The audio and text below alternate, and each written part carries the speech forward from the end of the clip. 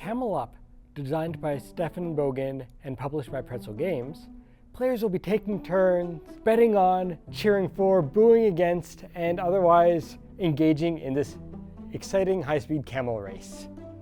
On the player's turn, there is a number of things they can do.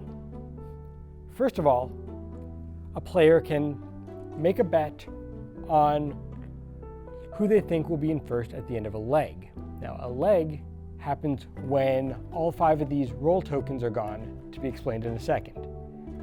The first player to take a bet will get 5 coins if the camel they bet on comes first at the end of the leg. The second person to get that bet card will get 3, and then 2 and 2.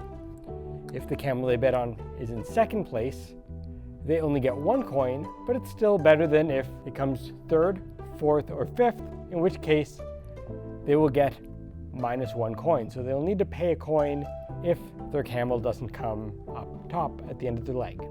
A player can also take one of these tokens and roll a die. Now, they get to use this really fancy pyramid with a button on it that you just plop like that. Oh, and the blue camel moves 1 in this case.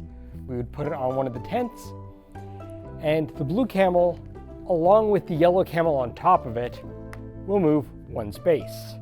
This can cause all sorts of chains where the top camel is always considered to be in first, but can later hop off.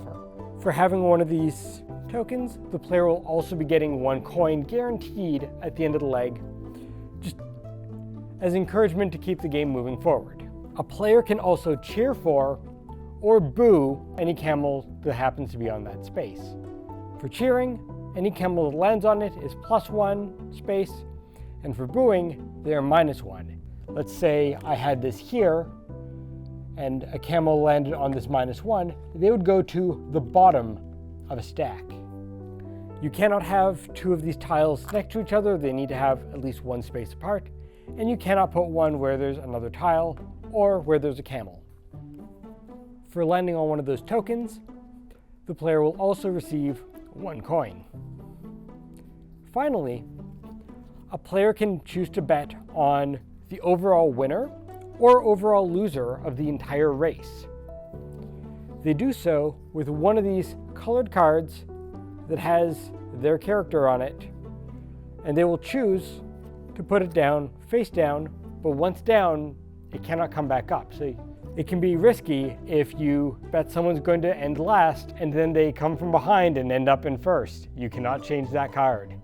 The first person to get it right will get 8 coins, the second person 5, the third 3, the second 2, and then 1 coin after that. Every card you get incorrect will be -1 coin, so you lose a coin for every guess you get wrong. Finally, there are 2 strange camels here. We have this special gray die. In this example, it is a white 2, so the white camel would move 2 spaces. The white and black camels move against the board. So if there were other camels on top of it, white could potentially move it even further backwards, causing major upsets. If the white and black camel are on top of each other, then the one on top will always move. Even if I got the black 3 here, it would be white that moves 3. Likewise, if only one of these has a camel on it, then the one with camels on it will be the one that moves. Every time 5 dice rolls, you will complete the leg and see who gets the leg winner, and the game and race ends once a single camel crosses the 16th space into the first, crossing this finish line.